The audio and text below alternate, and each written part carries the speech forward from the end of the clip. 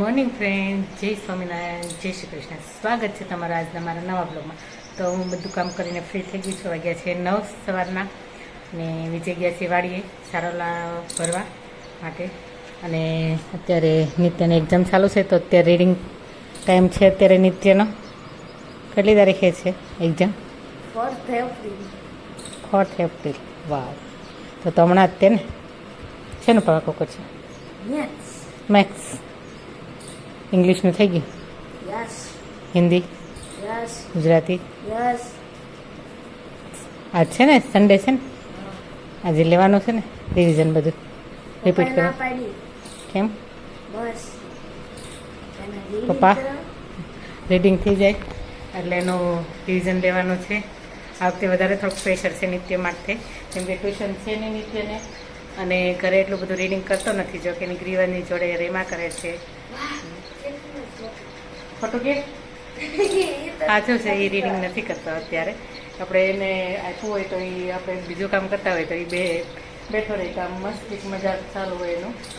T shirt હારે હોય કે પગ હારે હોય કે હાથ હારે હોય એવું ચાલુ જ રહી છે હમણાં. તો અત્યારે નિત્યને ભૂખ લાગી છે, 10 વાગી ગયા છે. તો એને ગળો સાંભળી એમનું ભાવતી નથી, ગળો ઉતરતી નથી, ગળામાં ઠાકાય છે. તો એને કીધું મમ્મી ડીશ કરી દે ને. તો અત્યારે જમરૂખ પણ છે, જમરૂખ છે મસ્ત જો. તો એની અને ગળો સાંભળીની બેની એને ડીશ કરી દઉં છું, એને ખાવું છે એટલા માટે. આ ગળો સાંભળી છે અને આ જમરૂખ છે, એટલે તો બસ નાખી. તો આપણે એમાં નાખીશું ધાણા જીરું,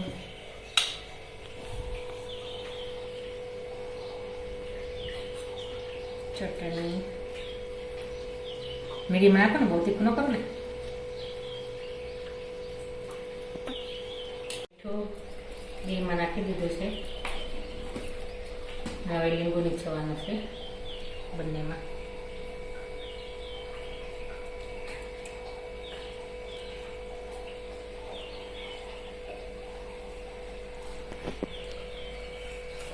બેને મિક્સ કરી દેવાના છે. છે તો બે મસાલો એક જ રાખો.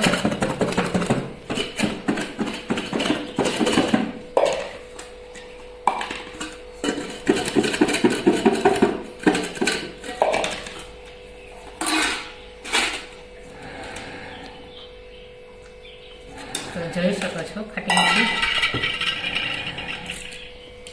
ડીશ બનીને નિત્યની રેડી થઈ ગઈ છે. હવે નિત્ય ખાઈ લે હવે. ઓકે, તો તમને મારો વિડીયો ગમ્યો હોય તો લાઈક કરજો, શેર કરજો અને સબસ્ક્રાઈબ કરવાનું ભૂલતા નહીં. અને તમને ખબર જ છે કે અમારે 1500 સબસ્ક્રાઈબર થાય એટલે લાઈવ આવવાનું છે. તો પ્લીઝ તમારા ગ્રુપમાં, તમારા ફેમિલી ગ્રુપમાં શેર કરજો. અને મારું શું કેવું લાગે, તો મેં ટ્રાય મારેલી છે આ ડીશ હશે. આ તો નિત્ય એ નથી કોઈ દિવસ ખાધી આ ડીશ, એટલે નિત્ય માટે બનાવેલી છે. મેં તો ખાધેલી છે, મસ્ત લાગે. ખાટું મીઠું તીખું ગળ સ્વાદ સરસ આવે.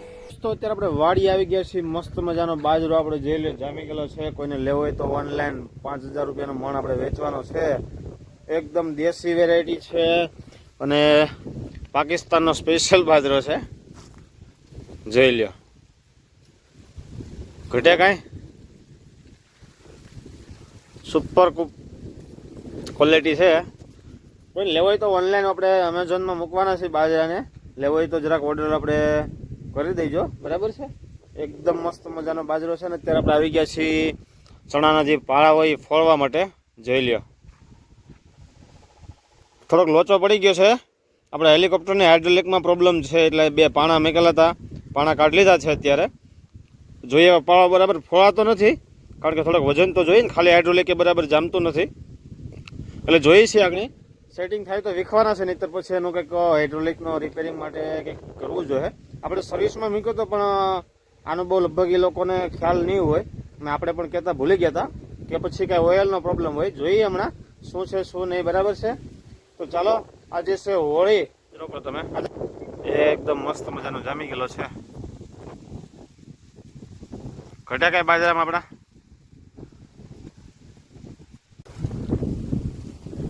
પવનના કારણે આપણે છે ને પોપૈયો વળી ગયો હતો, એટલા બધા પોપૈયા આપણે એમાં હતા. જાયરું ડાળખું હવે ઘેર લઈ જાવ હોય ને થોડા ઘણા જે વનપાક છે ને આપણે પાયસ નાખી દેવું. પાયસ કેટલા લોકોને પાયસમાં ખબર પડે ને એ જરા કોમેન્ટ કરજો. જેને પાયસમાં ખબર પડતી હોય ને આપણે પાયસ નાખવાનું છે. જોઈએ છીએ પછી કે આમાં કેટલા પાકે છે ચેક કરવાનું છે. બાજરામાં નાખી દેવાનું છે, બાજરાની અંદર. તમારથી લગભગ 500 પપૈયામાં પાયસ નખાય એવા છે. બાકીના તો બધા આપણે ભણેલા ગાંઠિયા કરી નાખવાના છે. ભણેલા ગાંઠિયા કરવા છે એનો હું કારીગર છું લગભગ. આમ તો મોટો પાયે ધોહરિયા આવડે મને, વણેલા ઓછા આવડે છે. એટલામાંથી સંભારો કરીને ખાઈ જાઉં. ને બીજું કોઈ રેસીપી એમાં તમને આવડતી હોય તો કહેજો કે હું બનાવે આ કાચા પપૈયાનું, તો એ પણ આપણે ટ્રાય કરશું હવે. કારણ કે હવે તો વગર છૂટકે રેસીપી કરવી જોઈએ. નગર તો પાકલ પપૈયા આપણે ખાવાના હતા, પણ હવે કંઈક કાચાનો કંઈક ઉપયોગ કરશું. અને આપણે વેસ્ટ નથી જવા દેવાનો, ઉપયોગ કરી લેવો છે પૂરે. આપણે ઘરે આવી ગયા છીએ. મેથી રિપેરિંગનું કામકાજ ચાલુ છે કાંઈ તો. અને આજે છે હોળી, ઉતાસની છે આજે. એટલે ઘરવાળીને મીઠું મોઢું કરાવવાનું હોય છે. ક્યાં કડવી હોય, મીઠી પેંડા, મેથી કડવી હોય, પેંડા મીઠા હોય. એવું હોય? ના ના, તો આપણે એતલને મોઢું મીઠું કરાવવાનું છે. કરાણે કરશે એ લગ્નને દિવસે જે અમે બે જમવા ગયા હતા ફેરા ફરી, ત્યારે એટલી તાણ કરાવતી હતી. પછી તો 2-3 પેંડા મીઠાઈ ખાઈ ગઈ હતી.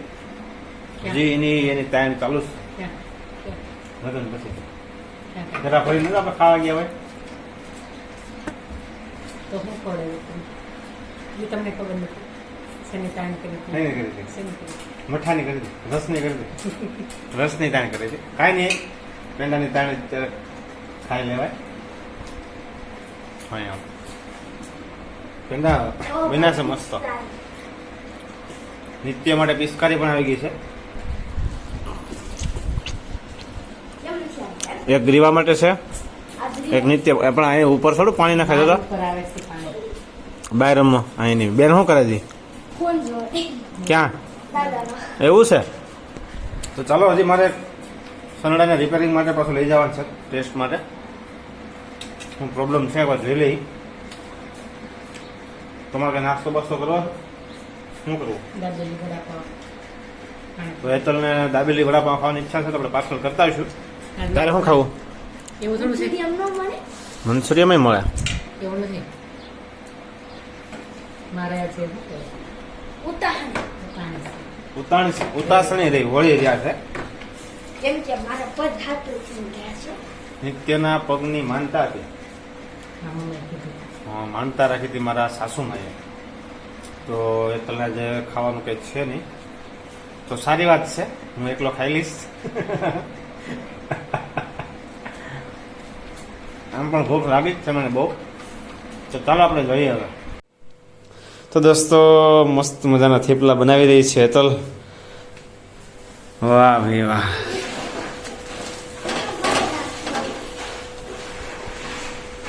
નહીં, નો વેલણ. વેલણ છે ને બીક લાગે આપણને, બીજું કાંઈ નહીં. વેલણ વસ્તુ એવી છે એનાથી આપણે આદમીનું બહુ બીતા હોય છે એકચ્યુઅલી. શું જોતું હો? આને અમારે થેપલો બનાવવું છે. એને વેલણ આપી દે ને, વેલણ આપી દે. ચાલો ડીશ. તો ચલો દોસ્તો, આવી જાવ મસ્ત મજાના થેપલા ખાવા માટે. એકદમ ગરમા ગરમ છે ને પાલકના થેપલા એ તો બનાવ્યા છે. તો ઘરની પાલક હતી તો શું છે, મેથી હતી ને, મેથી હતી. હા, મેથી છે નહીં એટલે પાલકના બનાવ્યા છે. એટલે પાલક આપણી પાસે છે મસ્ત મજાની કૂણી. એટલે પાલકના થેપલા બનાવી નાખ્યા છે. એટલે મસ્ત મજાના. ચલો ખાવા બેસી જઈએ આપણે. હા તો ગ્રીવા બેન અમારે અહીંયા. ઓહો, ગ્રીવાબેન થેપલું બનાવે છે. ગ્રીવા મજા આવે તને? તો દોસ્તો, અત્યારે અમારા ગામમાં હોળીની તૈયારી થઈ રહી છે. વાગી ગયા છે 10:30. બહુ મોડું આયોજન થઈ ગયું છે. તો ચાલો હવે ગોઠવાઈ ગયું છે બધું કામકાજ.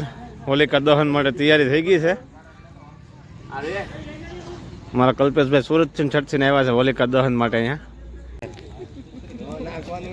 લઈ જાઓ પ્રદર્શનમાં.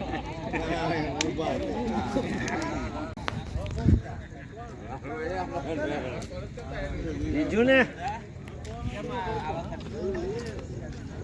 અમારા ભરતભાઈ જાય છે ખોડિયાના જમાય.